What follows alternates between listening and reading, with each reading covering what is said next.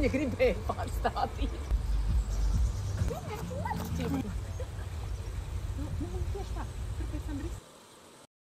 Esiet sveicināti dārzā zem saules. Un šodien es atbildēšu tiem, kuri man jautā, vai ierīkojot jaunās dobes, vajag vai nevajag likt nezāļu plēvi, šo te melno. Ja man jāpasaka īsi, es saku nē.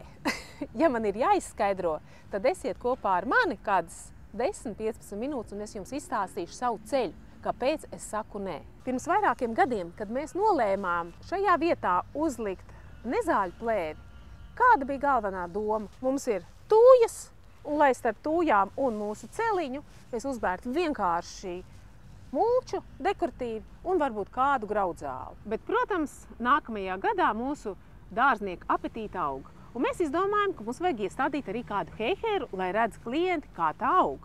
Un tad mēs izdomājam ielikt vēl kādu ibērīti, lai redzētu klienti, kā tā aug. Un tad mēs griezām ārā caurumiņus un stādījām iekšā, kā to dara 90% Latvijas dārzos. Un tad mēs izdomājām, ka mums šajā dobē arī vajag magnolijas.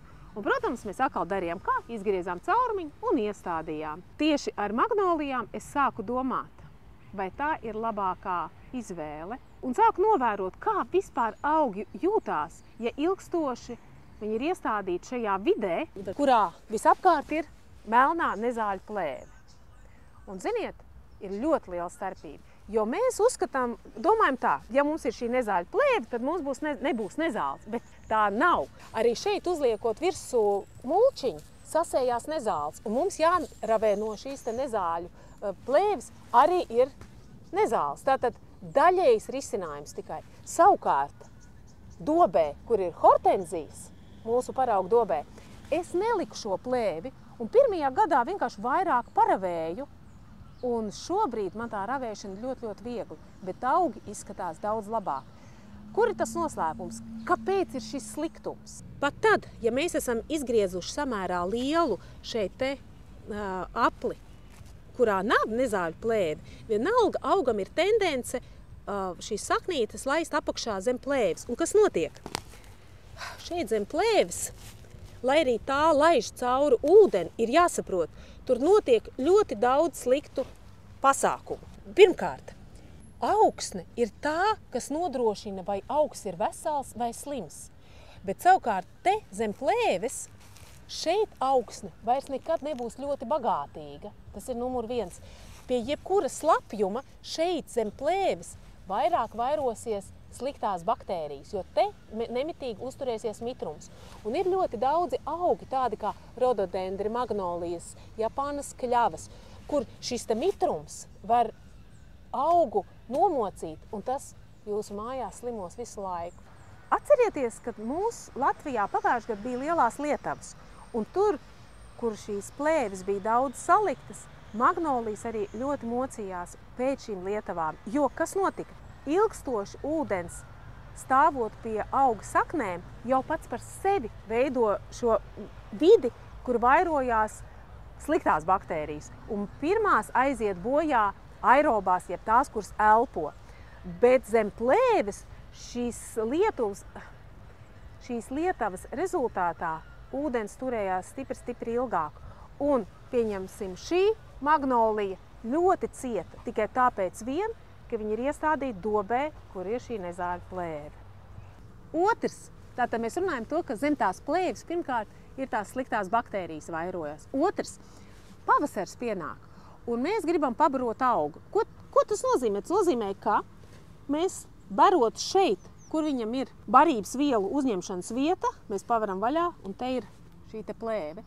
Un lai barības vielas nonāktu šeit pie saknēm, viņas nenonāks. Viņas nonāks ļoti lēni, mazākās devās un ne tad, kad viņām vajag. Bet šeit, tūmā pie sakņu kakliņa, mēs nedrīkstam bērt. Līdz ar to, ko tas nozīmē? Tas nozīmē, ka augs paliks nepabarots. Vienalga, vai jūs izmantojat sintētiskos minerālu mēslojumus vai dabīgos minerālu mēslojumus, tāds kā kūtsmēsls. Un šeit, pieņemsim, kā šajā gadījumā, šeit ir kūtsmēslu sajaukums ar visādām vieliņām uzlikt šeit uz plēves.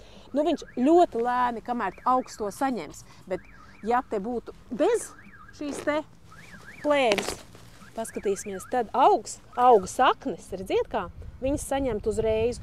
Un mēs redzam, pašu trakāko momentu, kam dēļ magnolijas šādi iestādītas var aiziet bojā ar laiku.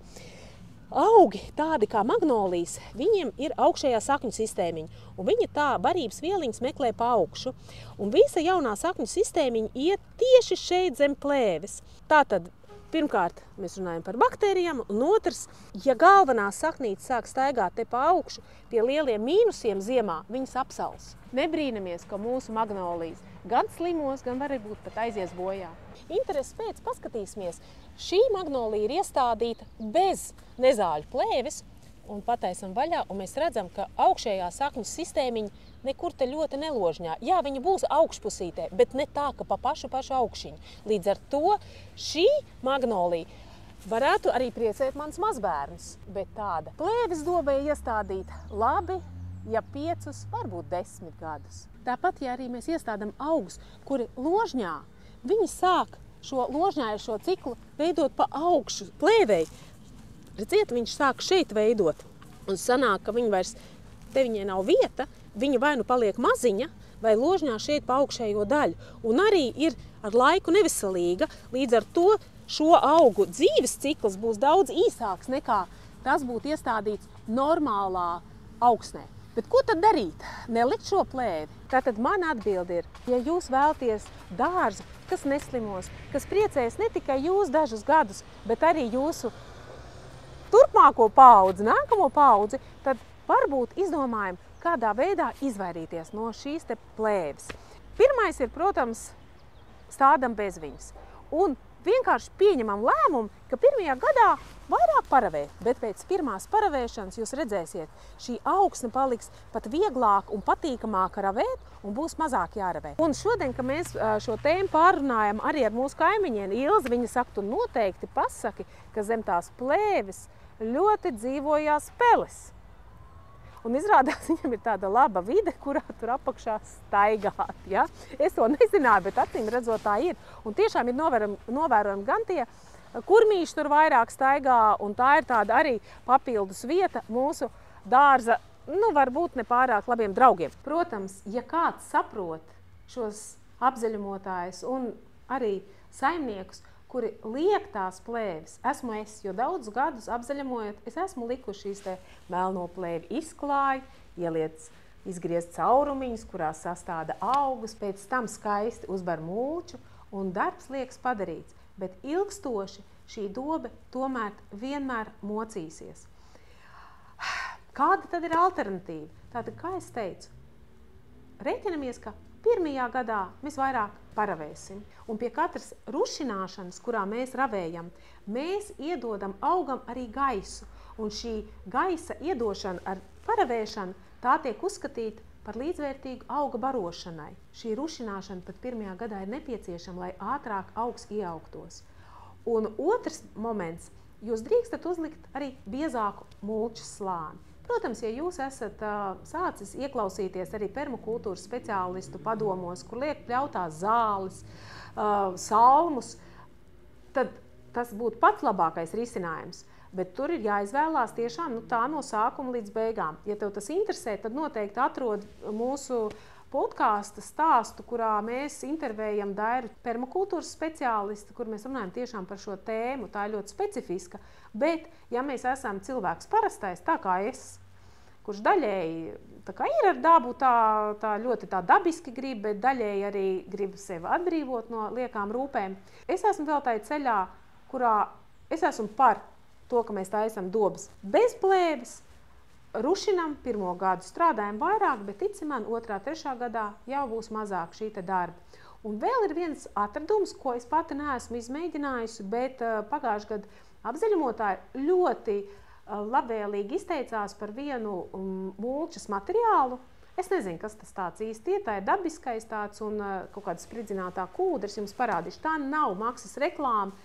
Man pašai vēl tas ir jāizmēģina, bet viņa ir tāda kā tāda sablietētāka kūdra un ir tāda biezāka nekā mulča. Un es pieņemu, ka tas tiešām pirmajā gadā varētu būt ļoti labi, jo viņa aiztaisītu šo te mazlietiņu augsnē iespēju dzīt ārā jauno mazās kaut kādas mazās nezālītes. Aizdomājies par to, vai tu gribi ilgstoši priecāties par savu dobi, nepārdzīvot, ka tavi augi slimo un vairāk domāt par augsni. Un pirmkārt tā tad ir augsne un pievedam gaisu.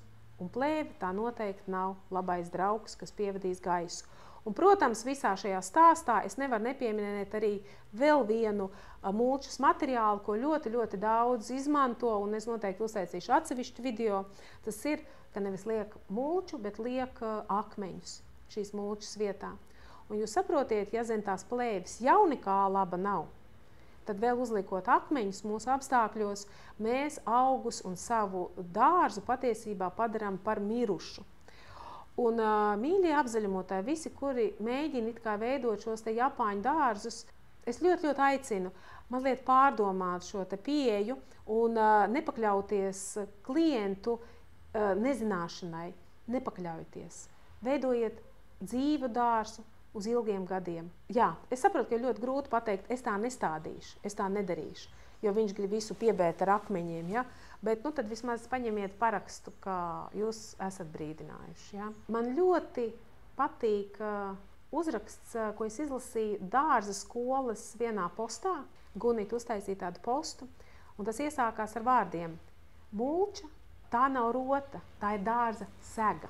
Un tā mums jāizturās pret visu, ko mēs liekam uz mūsu augsnes. Vai tā ir sega ar pluszīmi, vai tas ir kosmonauta tērpiņš, kas ir varbūt uz neilgu laiku. Tā kā pārdomājam šīs lietas, pavērojiet. Es šogad visas šīs plēves visur ņemšu nost.